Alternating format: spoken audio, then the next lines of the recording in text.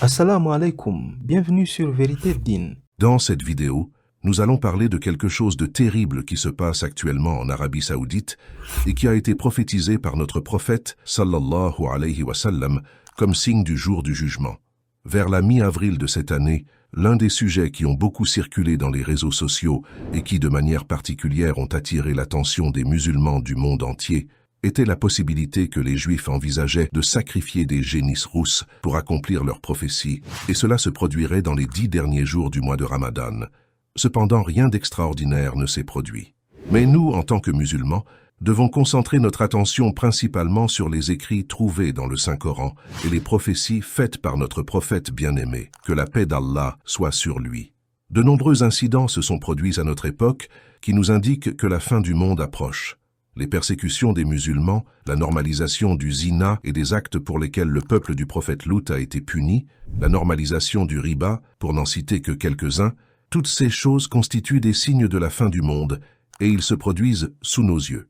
Cependant, rien n'est aussi choquant et troublant que ce que nous allons révéler dans cette vidéo. De nos jours, des érudits musulmans renommés sont en train de mettre en garde les musulmans contre certains signes majeurs de la fin des temps qui se produisent et qui, malheureusement, sont ignorés par beaucoup. Écoutez par exemple ce que dit cet érudit musulman concernant ce qui est en train de se produire en Arabie Saoudite.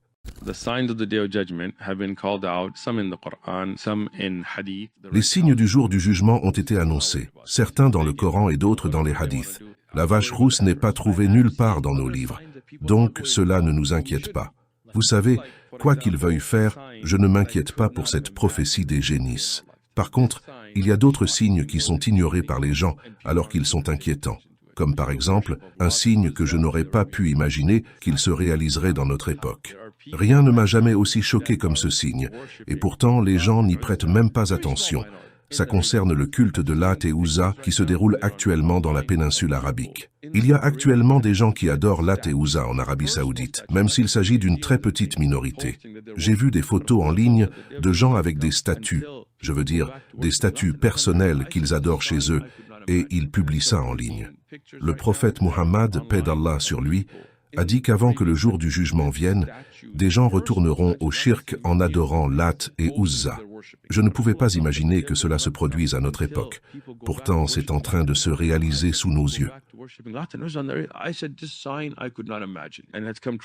Ce que vient de dire cet érudit a été confirmé par des rapports selon lesquels, en Arabie Saoudite, certains membres des communautés minoritaires ont repris l'idolâtrie. Pire encore, ils adorent les mêmes déesses, Lat, Manat et Uzza, qui étaient vénérées à l'époque de l'ignorance. Des pratiques que le prophète Muhammad sallallahu alayhi wa sallam a vivement combattues jusqu'à son dernier souffle.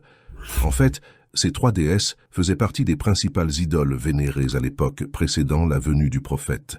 Les mouchrikoun de cette époque considéraient ces idoles féminines comme des filles de Dieu et les invoquaient dans toutes leurs affaires. Cela s'est produit avant et pendant l'époque du prophète Muhammad, paix d'Allah sur lui, et il nous a avertis, il y a plus de 14 siècles, que cela se reproduirait avant le jour du jugement. Cela devrait donc être un signal d'alarme pour renforcer notre foi et rester accrochés aux enseignements de l'islam. Il est crucial de continuer à nous rappeler, ainsi qu'à rappeler les autres, sur les dangers de s'écarter du chemin tracé par notre maître, le prophète Muhammad sallallahu alayhi wa sallam.